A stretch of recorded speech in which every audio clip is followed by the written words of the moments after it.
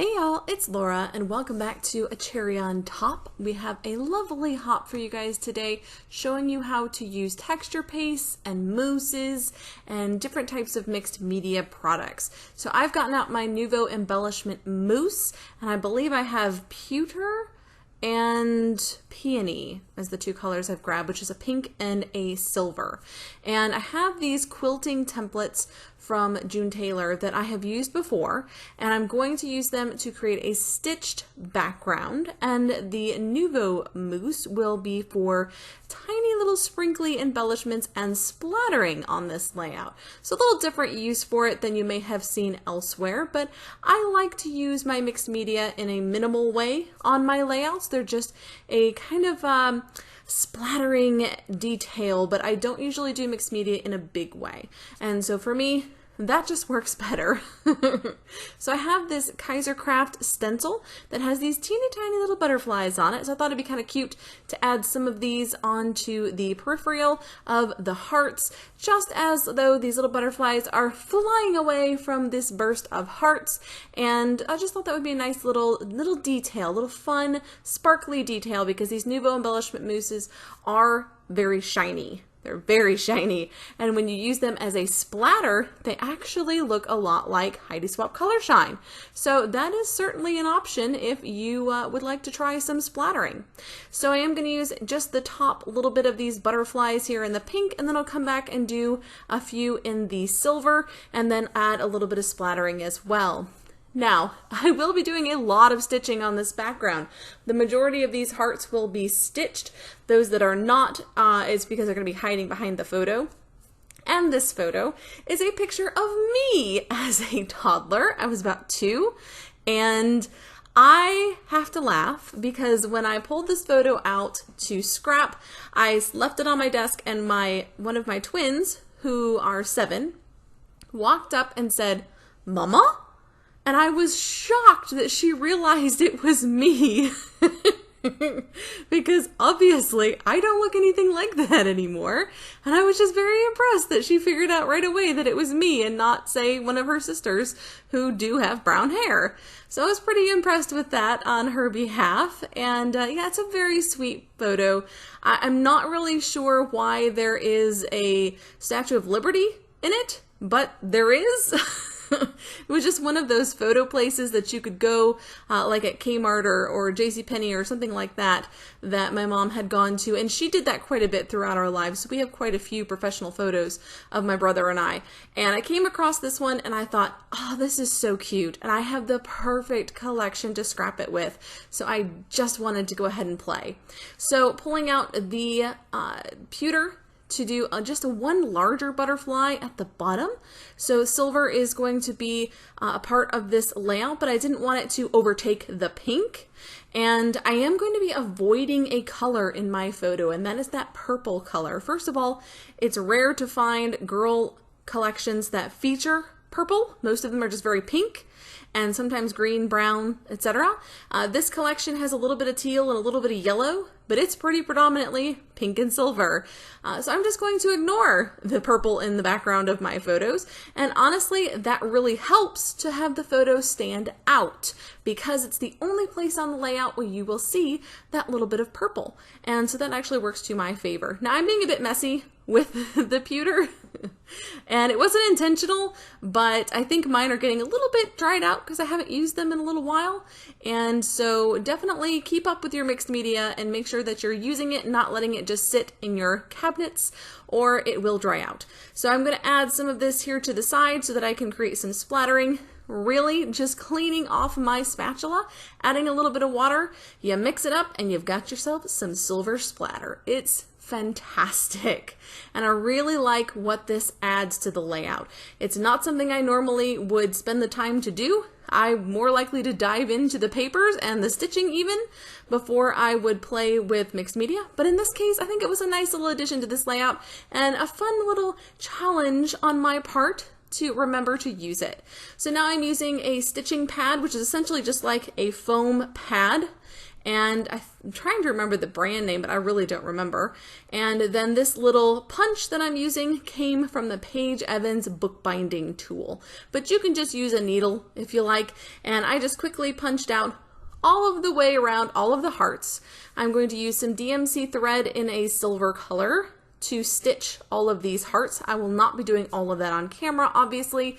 It took several hours to do, but I will show you how to do the stitch that I am going to use throughout the entire layout, and it looks like a braid when it's finished. That's why it's one of my favorites, and it's called a chain stitch. And the reason it's called a chain stitch is because when you start in one hole, it links to the next stitch. So you're going to go up through the first hole, then back down, leaving a little loop at the top, then go through the next hole and through the loop, grab it on the way up, and then tighten, and then repeat. So you go back into the hole you just came out of, leave a little loop at the top, and pull back up through the third hole. I do have an entire tutorial on hand stitching if you would like to see more stitches and more explanation and up close to the camera demonstration on how to do hand stitching.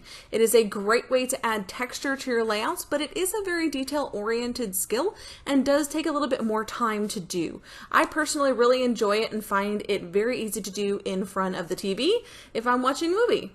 So here I am. I have not stitched the areas that are going to be covered up by my photo, so I've purposely left those open. No point in spending the time or wasting the thread to stitch where it's not going to be seen. And I'm going to be using the templates again to fill in the insides of these hearts. So I'm going to go to the next size smaller of these heart shapes and cutting out some patterned paper from the Photo Play Snuggle Up collection, which is a beautiful little koala themed girl baby collection. And there will be koalas on this layout because they were just too cute not to use. And so I'm just going ahead and using the templates to size out some papers that I can fill in the hearts with. That'll add some color to my layout because at this point it's pretty neutral. Lots of silver, lots of white, just little bitty pops of pink, and I definitely want to make sure that I'm including more colors than just that. So turning the paper over to do my outline, and that way the pencil line won't show on the front. And if I need to trim it down a little bit more to make it fit, I can do that. It's really not a big deal. So I'm going to cut out shapes for all of those stitched hearts and just tuck them into place. You'll see in just a minute I have several already cut out, and then I'm just going to keep grabbing papers and finding little templates to make sure they fit. Now this smallest template that I used, obviously I can't go smaller than the smallest template. So what I do is I go ahead and draw two of them because I have two stitched onto the layout, and then I'm going to go ahead and just trim them just below the sketch line, and that way they end up small enough to fit inside of the stitching. There we go. Perfectly. I don't mind that some of them have a little bit of an outline between the pattern paper and the stitching. I think that's fine. It actually kind of looks like I've matted some of the hearts with white paper, which I have not. They just don't perfectly fit inside, and that works out just fine. The ephemera pack did have to be punched out quite a bit, so I did a lot of that off camera, but I did find this little love banner that I thought would be the perfect title and kind of fits nicely in this little yellow heart that's going to sit right below my photo. So that is going to be my title. The embellishing will be fairly simple because I've put so much time and effort into the background that it doesn't really need a ton of embellishment. And I'm going to use this little bit of pink paper to make my photo pop off of that white background. Otherwise, the white matting on my photo would just have faded. And it brings in some of that bright pink from the Peony Nouveau embellishment Mousse as well, and kind of helps to tie that in with the other colors that are happening on the page, because quite a bit of the pinks in this collection are very soft, and I had used a very bright embellishment mousse, so I wanted to make sure that I was tying them in. Grabbed the sticker sheet to put some little hearts, and then I decided I wanted a little journaling spot, so I'm going to add some journaling later on to this heart here, and because it had some lines on this cut apart at the top, I figured out that if I held it at a certain angle, the lines would be straight on the heart, and that would make it easier to add some journaling later on. Now, I don't know exactly where this photo was taken, and I think it was probably just around my 2nd birthday, because I'm pretty sure my mom did that yearly. So I can usually guess where or when, and because this is in '86, it could have been in Texas and it could have been in Michigan, because that was the year we moved from Texas, which is where I was born, to Michigan, which is where I grew up. So I might have to ask her actually if this was in Michigan or if this was in Texas. I don't know if she'll know. We'll see if she knows the difference. So I did see these little koalas on the cut apart, and I could not help but cut them into a heart shape and to make them the little addition at the top right, and I really think this makes the layout. Those little koalas just perfectly fit up there and were the nice little embellishment that area needed. Because I'm not going, like I said, I'm not going to add a ton of embellishment onto this one because it just doesn't need it. I did add some foam underneath of my photo so that it could lift it up above the stitching in certain areas, and then just pop my photo onto the page with that little tab, and then we'll add in some finishing bits and pieces. Now, one thing I did think about with this layout is that I probably will want to put a border on it whenever I use a plain white background, especially if I use mixed media. I do tend to want to put a border on it. So that is coming up. I definitely prefer that. I'm cutting a couple of these word phrase stickers into little banner pieces, and I'm going to put them here on the left next to the photo just to add a little something to that heart and fill up some space. I don't want to leave a lot of awkward empty spaces here, and each of the hearts has a little something that makes them special. The bottom left love heart has the title.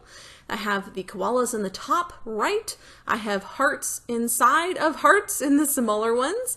And then I have my journaling spot in the green heart. So adding those little banners off to the left of the photo just gave that heart a purpose. So now I'm coming in with some little circles that have hearts inside to add as my scattering before I do my controlled and uncontrolled splattering, because of course I added more splattering. I'm going to come in with some silver lining Nuvo drops to add some little enamel type shapes, as well as butterfly trails behind these silver butterflies, which were a little bit bigger. And this is just a controlled way to add a splattered look. After that, I will add my border around the outside, and I tried a couple of different colors, but the yellow really popped in my eye, so I went ahead and trimmed down the outside perimeter of the layout on 2 sides that were a little bit clear, didn't really have anything going on. It was the left side and the bottom. And then I'm going to cut my yellow paper into strips and paper piece around the border on the outside. This is a great way to conserve paper if you don't have a whole lot of a certain paper, but you definitely want to use it as your border. In this case, I've already cut into this 12 by 12 paper, so I can't just gut it and use it as a solid piece. So instead I cut about 1/2 inch strips, and then we'll add tape to adhere it to the back of my layout. Now, normally I would use 1/4 inch tape around the back of my layout first, but because I have mixed media on here that isn't entirely dry, I am going to go ahead and add the tape straight to the yellow strips and then gently put my paper on top of them. I did leave this in just to show you what I mean. So I'm just going to gently set my paper on top of those strips.